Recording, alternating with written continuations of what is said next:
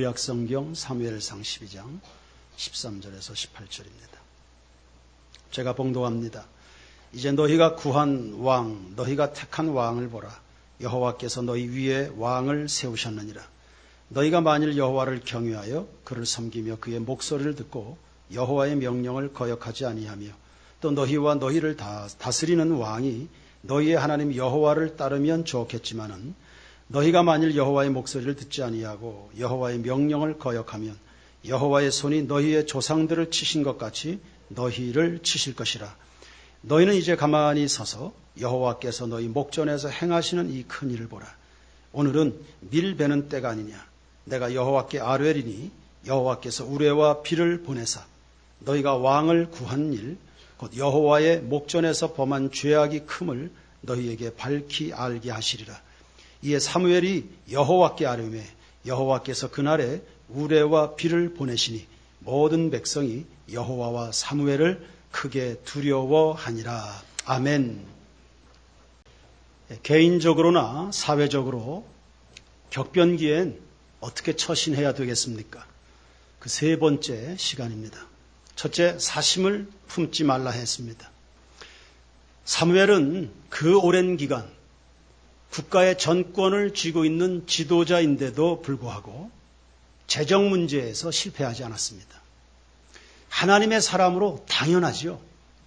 당연히 그리해야 됩니다. 그러나 당연한 그 일을 그대로 하는 것은 참 어렵습니다. 우리나라 대통령들은 왜 퇴임을 하면 죄다 검찰에 불려다녀 감옥에 들락거려 왜 그런 일이 있어야 되는지요? 참 슬픈 일입니다. 예수님은 하나님과 재물을 겸하여 섬길 수 없다 했습니다. 재물을 목적으로 일을 하는 사람은 절대로 끝까지 순수할 수 없습니다. 요즘은 후배 교역자들을 청빙하려면 연봉이 얼마냐, 그리고 근무 시간은 어떻게 되냐부터 묻습니다. 주님 섬기는 일조차도 일반 월급쟁이가 돼가는 것 같아서 이것도 서글픕니다. 목회 일만이 아닙니다. 세상 일도 그런 태도로 하면 안 되지요. 거창고등학교 학생들에게는 그렇게 가르친다 합니다. 직장을 선택할 때 월급을 적게 주는 쪽으로 가라. 하나님 사랑하면 어련히 먹을 것을 챙겨주시지 않겠습니까?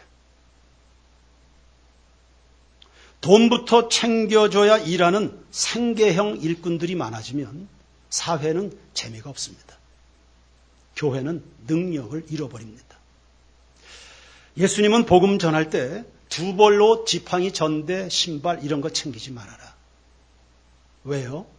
그럼 돈만큼만 일하겠다는 겁니까? 하나님의 가슴은 그 이상이고 주님의 눈물은 그 이상이고 주님의 열정은 그 이상이고 주님의 꿈은 그 이상인데 그분의 능력 부어주시면 여기까지인데 그럼 돈 떨어지면 돈 없으면 다 그만두는 겁니까? 교인은 세상을 대하는 태도 여하에 따라 세 가지로 분류할 수 있습니다. 첫째는 적대형입니다. 세상에 대해 무지 비판적이죠. 세상은 더럽고 추해. 아예 섞이려고 하지 않습니다. 심지어 잘못 배운 교인들은 교회 생활도 그렇게 합니다. 아우, 교회 문제 많아. 깊이 들어가면 시끄러. 혼자 조용히 지내는 게 좋아. 바람직하지 않아요. 두 번째, 타협형이 있습니다. 어차피 살아가야만 되는 현실. 대충 세상 비위 맞춰가면서 적응하는 게 좋아. 롯과 같은 경우입니다. 롯은 소돔과 고모라에서 살았는데요. 믿음, 중심 이런 거 잘 몰랐습니다. 그냥 세상 사람들, 그 음란하고 탐욕적인 사람들 이렇게 비위 맞춰가면서 대충 그 도시의 주민으로 그냥 생존하고 있었습니다. 소돔과 고모라 하나님이 롯 거기 살고 있는데 소돔과 고모라가 하나도 변화가 되지 않았습니다. 롯 자신도 만족하지 않았어요. 그리고 유황불의 심판을 막지를 못했죠. 세 번째는 사명자형입니다. 이런 유형은 누구보다 세상을 투철하게 살아갑니다. 그냥 부지하는 목숨이 아닙니다. 하나님이 뜻이 계셔서 나로 오늘 여기에 살게 하신다는 소명의식을 가지고, 그래서 한순간도 하나님 때문에, 그분을 보내신 기대의 그 마음 때문에 허투루 삶을 살지 않습니다.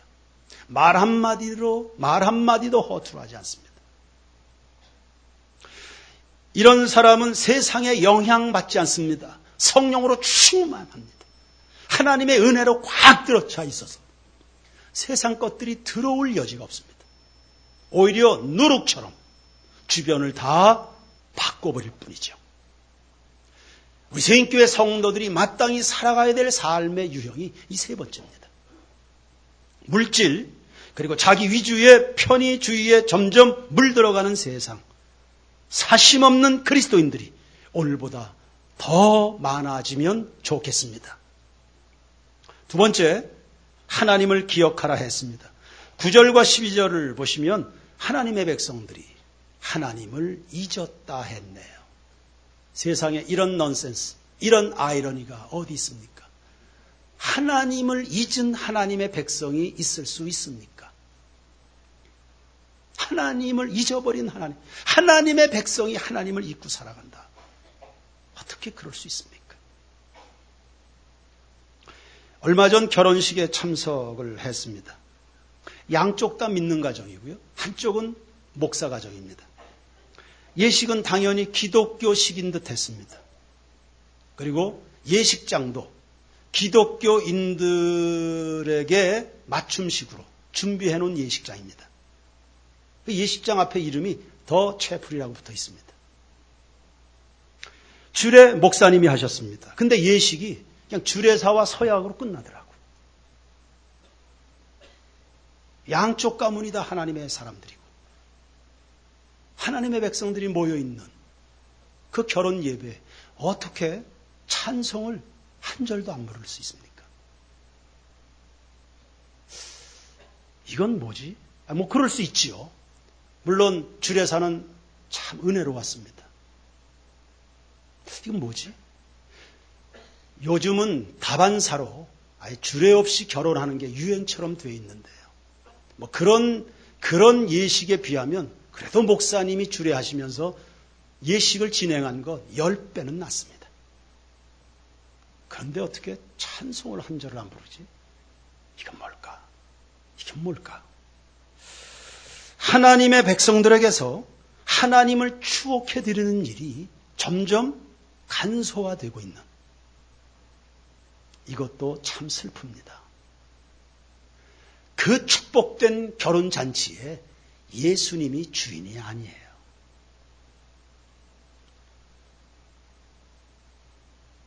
몇 날 며칠부터 얼마나 시간 들여 마음 들여 치장들을 했을까요? 오고 가는 하객들 그저 맞이하느라고 힘 빼고, 음식은 1시간, 2시간씩 앉아서 먹으면서요.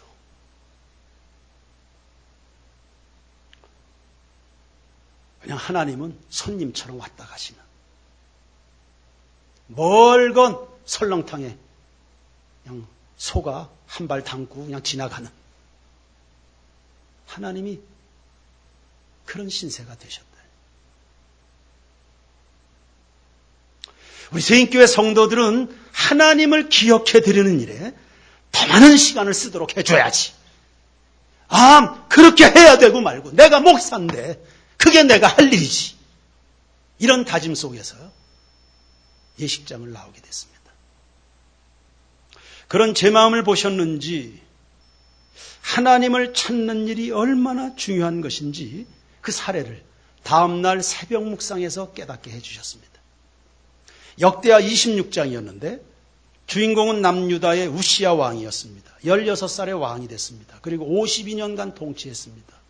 굉장한 통치력을 가진 왕이었습니다. 집권하는 동안 국방력을 강화했죠. 무기를 개발하고 블레셋과 같은 전통적인 강호, 이런 족속들, 주변의 족속들을 다 정복했습니다. 옆에 있는 사람들이, 그 민족들이 끼익소리 없이 우시야에게 다 조공을 바쳤습니다. 전쟁 아주 잘했습니다. 그런데 전쟁만 잘한 게 아니었어요. 국가 기관 산업인 농업과 목축업을 발전시켜서 백성들의 먹거리 문제를 충분히 해결을 해낸 겁니다. 소위 말하면 민생경제가 튼튼했다는 거예요. 나라 안팎이 튼튼했다는 거죠. 저 북한처럼 뭐 핵무기 가지고 떵떵거리는데 국민들은 다 굶어 죽고 원조 받아서 살고 이런 나라는 건강한 거 아니죠. 이 우시야의 나라는 안팎이 단단했습니다. 그같이 된 연유가 뭐냐? 역대하 26장 15절에 보면 하나님이 우시야를 귀한 도우심으로 도우셨다는. 하나님이 그냥 평범한 것 일반적인 게 아닙니다. 사람들은 꿈도 꿀 수 없는 혹은 상상도 할 수 없는 하나님의 초자연적인 역사로 우시야 왕과 그 왕 나라를 도와주셨다는. 그런 초자연적 귀한 도우심이 오게 되는 배경엔 뭐가 있는가? 역대하 26장 5절입니다. 보시면 하나님의 묵시를 밝히 하는 스가랴가 사는 날에 어떻게 해요? 하나님을 어떻게 해요? 찾았다. 그가 여호와를 찾을 동안에는 하나님이 어떻게 해요? 형통을. 중요 단어가 뭡니까? 하나님을 찾았다. 그리고 형통했다라는 단어가 붙어 있습니다. 물론 스가랴, 하나님을 찾도록 곁에서 도와준 영적인 스승이 건재했다는 거, 이거 놓치면 안 되는 부분입니다. 영적인 스승이 그 곁에 있었다. 그 영적 스승은 목사일 수도 있고 선지자일 수도 있고 부모님들일 수도 있습니다. 하나님을 찾도록 인도해주는 영적인 스승이 건재한 동안 그가 하나님을 지향했고 하나님은 그와 그의 나라를 형통케 했다. 저는 이 구절에서 정말 감사한 거 한 가지를 발견했습니다. 여러분 묻습니다. 하나님을 찾는 거 그거 누구나 할 수 있는 일입니까? 아니면 특정한 사람만 할 수 있는 겁니까? 크게 대답해 보세요. 누구나 할 수 있어요? 특별한 사람만 하는 거예요. 예수 믿고 구원받는 것은 누구나 얻을 수 있는 기회입니까? 아니면 특정한 사람만 그리 되는 겁니까?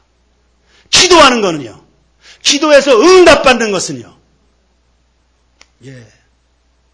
감사하잖아요. 하나님을 찾는 중에 주님의 귀한 도우심을 입어 그 인생을 형통하게 살아가는 것은 누구에게나 주어진 기회입니다.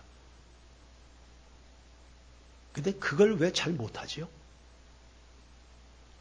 우리 세인교회 성도들이야 다 잘하겠지만 아니 그 쉬운 것을 왜 못하냐? 그 쉬운 것을 누구나 할 수 있게 누구나 할 수 있도록 하나님이 허락하신 건 아주 수월한 것들입니다. 그거를 왜 못할까? 그걸 왜 못 누릴까? 누구나 할 수 있는 일인데요. 예레미야 33장 2절입니다. 일을 행하시는 여호와, 그것을 만들어 성취하는 여호와, 그의 이름을 여호와라 하는 이가 이와 같이 이르시도다. 너는 내게 부르짖으라. 내가 내게 응답하겠고 네가 알지 못하는 크고 비밀한 일을 혹은 은밀한 일을 보일 것이다. 일을 행하시는 분이 누구시죠? 여러분이 계획한 그것을 성취하도록 귀한 도우심으로 역사하시는 분이 누구십니까? 기도에 응답하시는 분은요.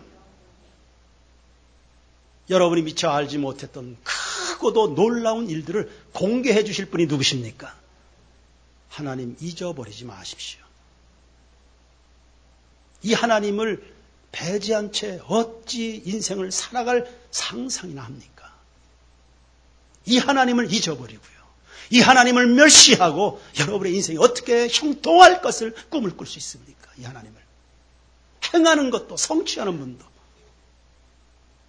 여러분의 작은 신음에 다 귀를 기울이시는 분도 이분이신데 어떻게 이 하나님을 배제한 채 이 하나님이 삶의 중심이 아닌데 어찌 인생의 밝은 내일을 소망할 수 있단 말입니까?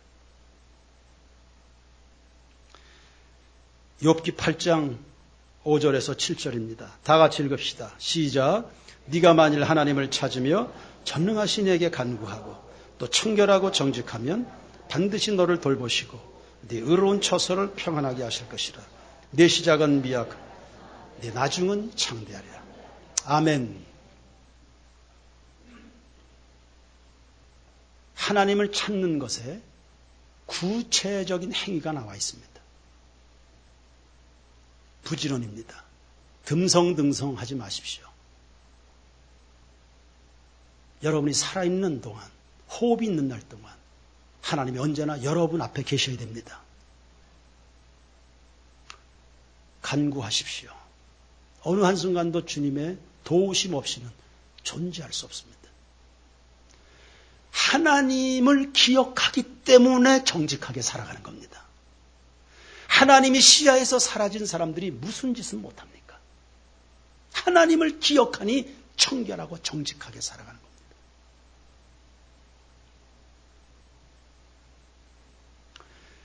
또 한 가지, 우시야가 몇 살에 왕이 됐다 그랬죠?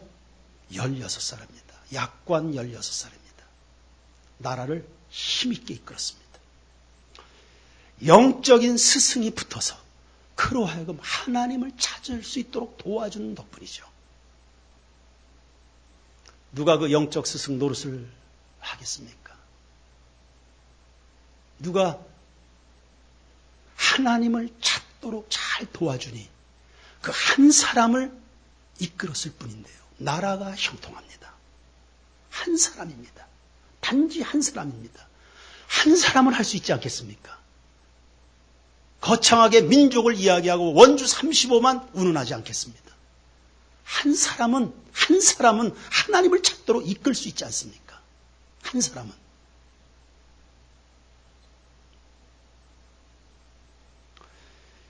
우리 아이들이 세상을 축복스럽게 만들어가는 그 주인공이 되기를 축원합니다.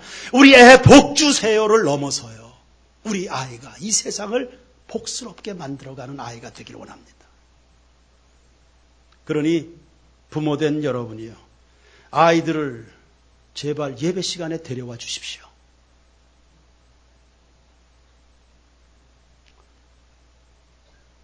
여러분들이 예배를 잘 드려야 되는 것은 물론이지만 주일 저녁과 수요일 예배는 왜 여러분만 오십니까? 그 시간에 아이들은 뭐 합니까? 그리고 기껏 예배당에 데려와서는 앞마당에서 뛰어놀게 합니다. 3층으로, 마당으로, 놀이터에서 왔다 갔다. 엄마 옆에 딱 붙어서 하나님을 기억하는 일에 집중하도록 그렇게 해주셔야지. 귀한 도우심을 받을 수 있는 아이들, 내 아이가 하나님의 귀한 도우심을 받을 수 있는 아이가 돼서 이 나라와 이 민족을 한국교회를 형통하게 한다는데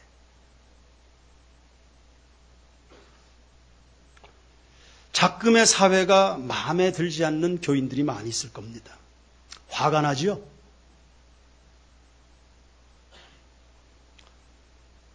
그러나 뭐 어쩌겠습니까? 우리도 나이 들고 그러면 말들 잘 안 듣습니다. 어떡하겠어요? 듣겠습니까? 바꾸지 않아요. 그러면 우리 기도하고 꿈을 가지고 가르치는 거예요. 저는 그래서 기도 제목이 생겼습니다. 하나님, 다소 늦은 감이 있고 이제 출발하겠습니다만 하나님, 우리 세인교회 교회학교 아이들 가운데서 위정자들이 나오게 해 주시옵소서. 믿음의 영웅들이 우리 교회학교 아이들의 가운데서 일어나게 해 주시옵소서. 그리고 아이들 보고 이야기하는 거예요. 야, 나라가 참 힘들다. 백성들이 많이 신음한다. 네가 다윗 같은 대통령이 되거라. 야, 요즘의 교회들이 표류하고 있다.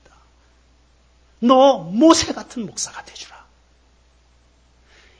야, 요즘에 그러니 네가 다니엘이나 요셉 같은 국무총리가 되줄 수 없겠냐.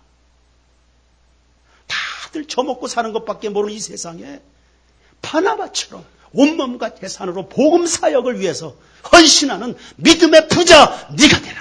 네가 이 나라 살려야 되지 않느냐. 이 나라 이 민족, 이 교회를 살려야 되지 않겠냐. 우리 말만 어른이 되지 마시고요. 우리 말만 어른 되지 마시고요. 우리 세인교회도 이제 옛날 이야기 할 수 없습니다. 22년째가 됐으니까요. 우리 영적 스승으로서의 자질을 준비하는 우리 모두가 되기를 주의 이름으로 축원합니다. 세 번째는 하나님의 목소리를 들으셔야 됩니다. 14절과 15절 말씀 보세요. 14절 너희가 만일 여호와를 경외하여 그를 섬기며 뭘 듣고? 그분의 목소리를 듣고 또 여호와의 뭐를요? 명령을 거역하지 아니하며 또 너희와 너희를 다스리는 왕이 너희의 하나님 여호와를 따르면 좋겠지만은 너희가 만일 여호와의 뭐예요? 목소리를 듣지 아니하고 또 여호와의 뭐예요? 명령을 거역하면 여호와의 손이 너희의 조상들을 치신 것 같이 너희를 치실 것이라. 하나님의 목소리가 두 번이나 나오네요. 여러분 음성을 들을 수 있길 바랍니다. 잘 듣고 순종하면 좋겠지만은 귀를 닫고 거역하면 하나님이 치신다. 물론 하나님의 치심은 애정 담긴 사랑의 채찍입니다. 깨닫고 잘 살아가라고 하시는 멀리 보시는 치심이죠. 그래서 치셔도 싸매시고 찢으시면 꿰매시고 진노 중에도 긍휼을 잊지 않는 하나님의 마음이죠. 그래도 하나님이 치시는 동안에는 하나님의 마음이 얼마나 아파요. 성도에게 싫은 소리 한마디, 애들 한마디 하면 여러분 마음이 아프잖아요. 듣는 애들도 속상하고 왜 그런 낭비적인 인생을 살겠습니까? 그러니 하나님 얼마나 능력이 많으세요. 이 능력 많으신 그분의 손길로 여러분을 치시도록 하는 이런 삶은 살아가지 않게 되길 바랍니다. 그 능력 가지고 우리에게 복을 주시고 귀하게 도와주시고 형통케 하시는 그런 일에 그분의 능력의 손이 사용이 돼야지. 하나님의 마음 좀 편하게 해드리는 우리 교우들이 되기를 바랍니다. 목소리 들어야 돼요. 믿음은 들음에서 나죠. 믿음으로 하지 않는 것은 다 죄입니다. 바로 이 부분에서도 좋은 사례를 제공하는 것 역시 우시야 이야기입니다. 우시야가 말년에 치명적인 오점을 남겼습니다. 잘하다가 아마 그 건지했던 스승이 사라지면서 그가 갈피를 못 잡았던 것 같아요. 성소에 들어가서 분향을 했습니다. 민수기 18장 1절 이하를 보시면 그 분향은 제사장들이 하는 겁니다. 성역입니다. 아무리 왕권을 가지고 있어도 그 할 수 있는 일이 아닙니다. 이방 종교인들은 왕들도 분향을 했습니다. 우상 종교에는요. 그게 멋져 보였던 겁니다. 우시야처럼 다 가지고 있는 그 사람이 그 한 가지까지도 하고 싶은 거예요. 사람이 잘 나가다 보면 교만에 넘어지면 이렇게 되는 거죠. 그것까지도 하고 싶은 거예요. 아담과 하와가 그것까지도 먹고 싶었던 겁니다. 왕권 아래 말씀의 권위를 처박아 버리는 거예요. 왕권 안에 여러분의 탐욕이라는 그 권위 아래 하나님의 말씀의 권위를 짓밟아 버리는 거예요. 그 일을 하려고 그러니까 제사장이 와이카십니까? 왕이여 여기서 이러시면 안 됩니다. 나가십시오. 당신 지금 죽을 짓을 하고 있습니다. 제사장이 왕을 만류할 때 그거를 하나님의 목소리로 들었다면 얼마나 좋았을까요? 기가 막혔습니다. 화를 내면서 계속 강행하려고 했을 때 사람의 힘으로 안 되니까 하나님이 즉각적으로 개입하셨어요.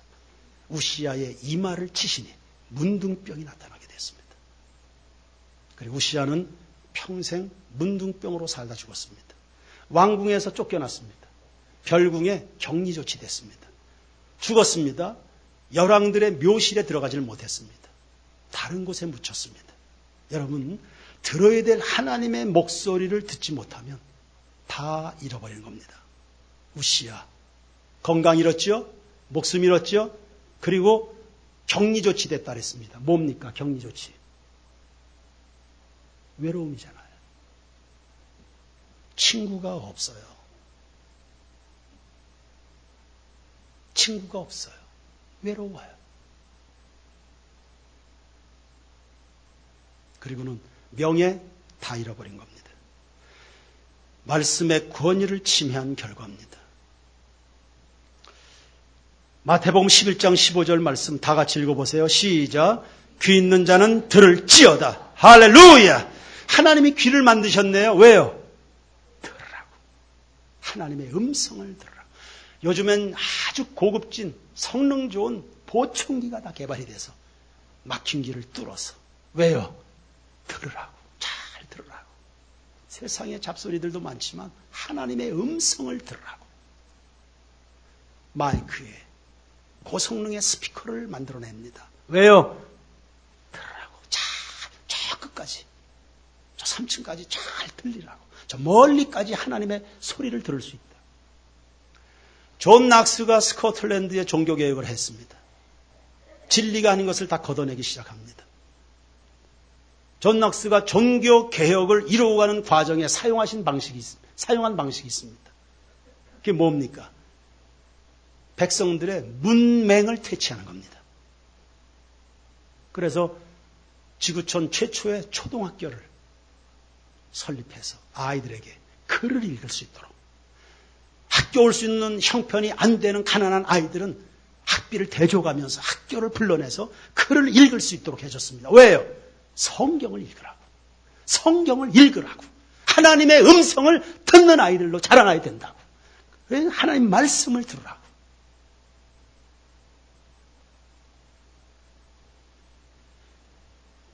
성소에 난입한 우시야는 귀는 있지만 듣는 귀는 없었습니다.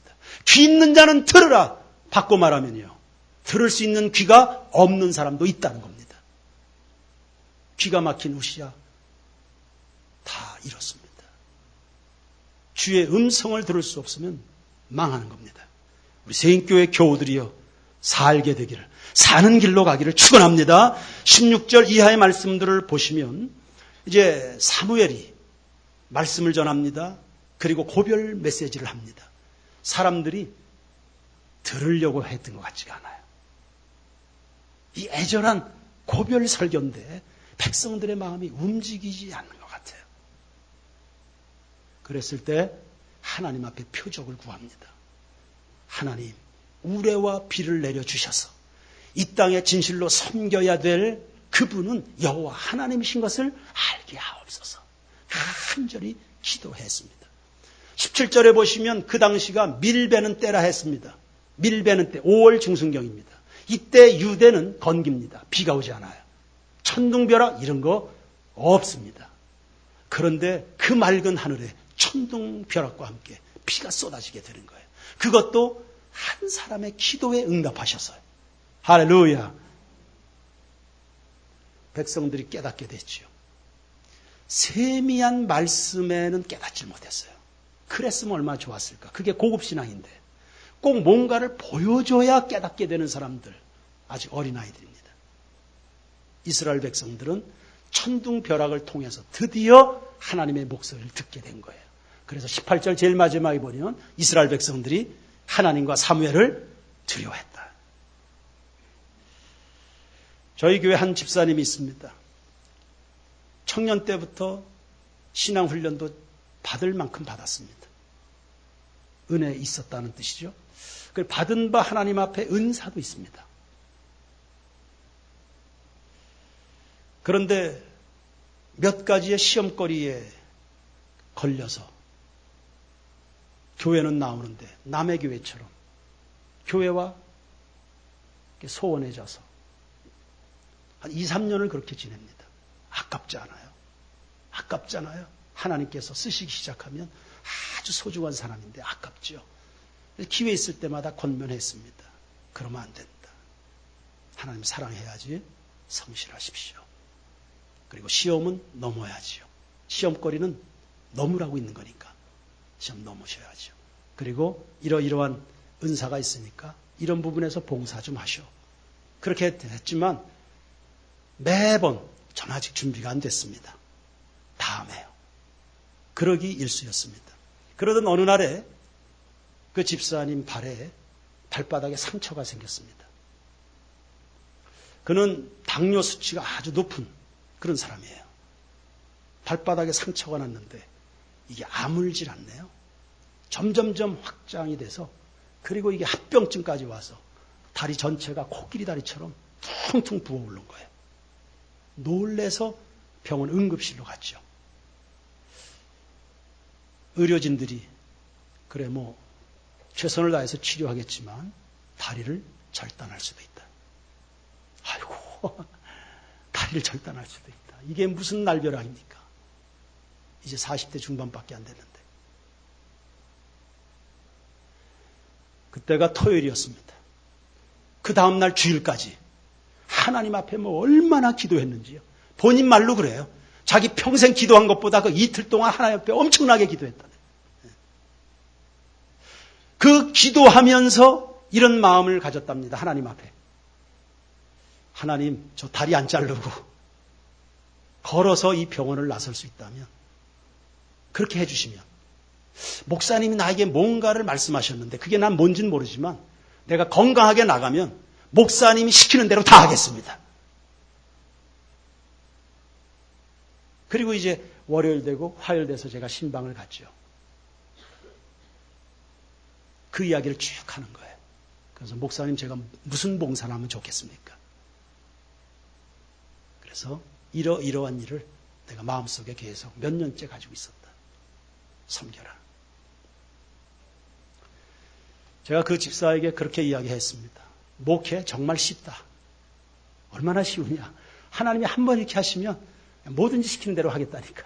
이 목회가 얼마나 쉬운 거냐 이게. 하나님이 도우시면 뭐든지 다 쉬운 겁니다. 하나님의 귀한 도우심 속에 여러분 인생 살아가게 되길 바랍니다. 그 집사님 지금 봉사 잘하고 있습니다. 하나님께 영광이 되죠. 본인 충만하죠. 교회가 자기 교회가 되는 겁니다. 내 집이 되는 겁니다. 성도들 은혜 받죠. 교회 유익하지요. 다리 잘라야 될지도 모른다는 의사의 경고에 그걸 하나님의 목소리로 들은 겁니다. 하나님은 온 세상에 가득하십니다. 하나님의 목소리를 어디서 언제 듣는 겁니까? 항상 들을 수 있습니다. 지금도 하나님이 말씀하고 계십니다. 지금도 이 시간도 하나님이 우리 모든 교우들에게 말씀하고 계십니다. 꽃을 통해서요. 다윗은 하늘의 별빛 속에서 하나님의 음성을 들었습니다. 주의 손가락으로 지으신 주의 하늘과 주의 베풀어 두신 달과 별 내가 보니 사람이 무엇이간데 주께서 어찌 그리 나 같은 것을 사랑 해와 달과 별빛을 보면서요 주님의 음성을 듣는 겁니다. 그의 음성을 들은 다윗이 된 겁니다. 들으면 살고요 막히면 죽습니다. 세인교회 교우 여러분 듣고 일어나 빛을 발하게 되기를 온 세상을 형통케 하는 여러분 모두가 되길 주의 이름으로 축원합니다. 찬양 드립시다. 말씀 앞에서.